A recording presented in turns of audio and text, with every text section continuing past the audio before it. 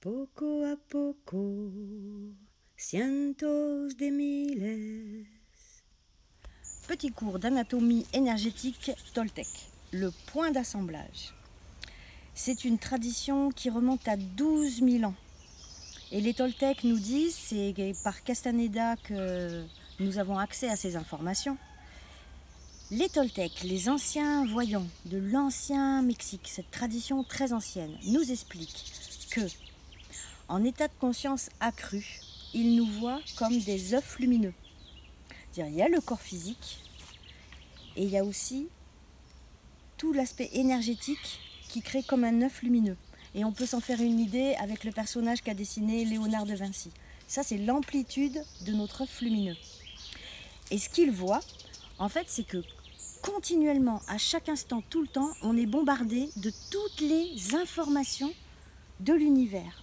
Tout est énergétique et l'énergie, c'est de l'information. Et donc, en fait, on capte tout le temps, continuellement, les informations qui existent partout, en tout le temps, simultanément, tout le temps. Or, ce qu'ils observent en état de conscience modifié ou en état de conscience accru, c'est que ces informations-là, qui sont là tout autour de nous, au moment de rentrer dans notre œuf lumineux, elles se joignent en un point spécifique à la périphérie de cet œuf lumineux. Et ensuite, elles sont redistribuées.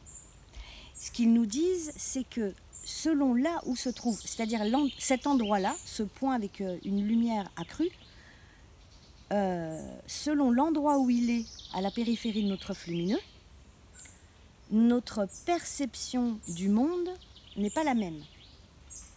Et ce qu'ils nous disent, c'est qu'avant tout, nous sommes des êtres de perception.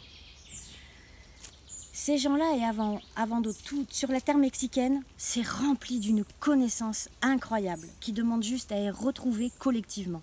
Et je relisais encore un passage où Don Juan, l'enseignant de Carlos Castaneda, dit « Il est urgent que l'humanité ait connaissance de l'existence du point d'assemblage. » Donc je partage avec vous ce que j'en ai compris. Ce qu'ils nous disent, c'est que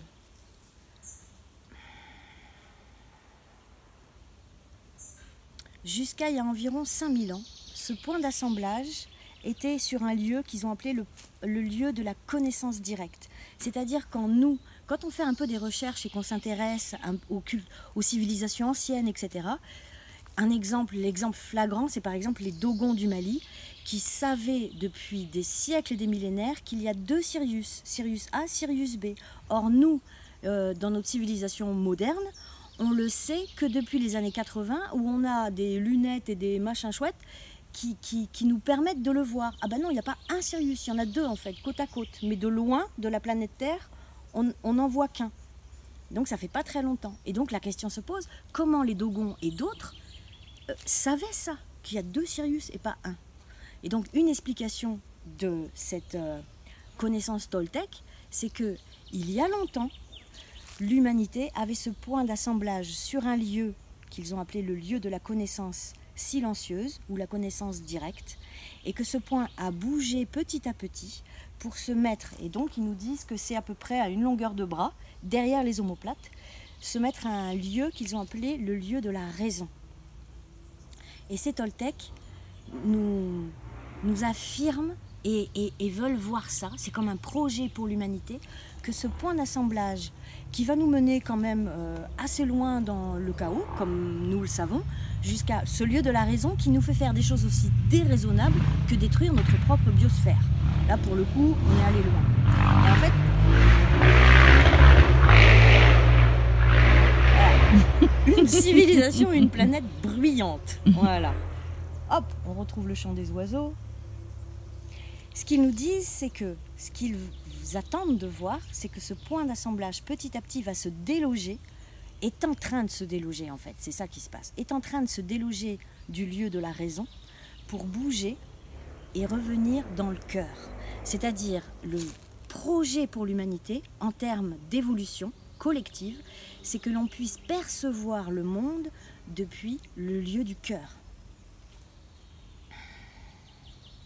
C'est ça qu'on est en train de faire, ça bouge. Un petit exemple pour avoir une idée de qu'est-ce que c'est que le point d'assemblage qui bouge. Naturellement, il bouge. C'est-à-dire que Don Miguel Ruiz, il en parle dans ses livres, les 4 accords Toltec, la maîtrise de l'amour, etc. Il dit que quand on est petit, ce point d'assemblage, en fait, il bouge tout le temps. Il est fluide. Et on voit des tout petits enfants qui regardent quelque chose que nous, les adultes, on ne voit pas. Et on les regarde regarder quelque chose. Et en fait, c'est fluide. Et petit à petit, avec ce que Don Miguel Ruiz appelle la domestication, petit à petit, l'enfant qui apprend par imitation, son point d'assemblage devient de moins en moins fluide jusqu'à se mettre, comme ses parents, comme son entourage, comme toute la culture autour de lui, se mettre sur ce point de la raison. Ce point est fluide, et ça on peut le voir, c'est toutes les plantes médecine sacrées, psychotropes, etc. Elles bougent très fort ce point d'assemblage. Mais il y a d'autres choses aussi qui peuvent le faire bouger, comme un choc émotionnel, une grosse fièvre, une maladie, une guerre, quelque chose de puissant. Il bouge ce point d'assemblage, et donc notre perception est différente, et notre état d'être est différent. L'idée, c'est de petit à petit, avec nos perceptions qui s'ouvrent, notre conscience qui s'ouvre à ce qui est plus grand que nous, sortir d'une espèce de boîte mentale dans laquelle nous sommes tous enfermés et que l'école sert, l'objectif de l'école, clairement, quand on sait regarder, c'est de maintenir une civilisation entière dans cette espèce de boîte mentale. Et en fait, c'est déloger et rendre plus fluide. Et dès l'instant qu'on s'ouvre à d'autres perceptions, qu'on se met dans le cœur, il y a une pratique très simple, c'est se mettre dans le cœur.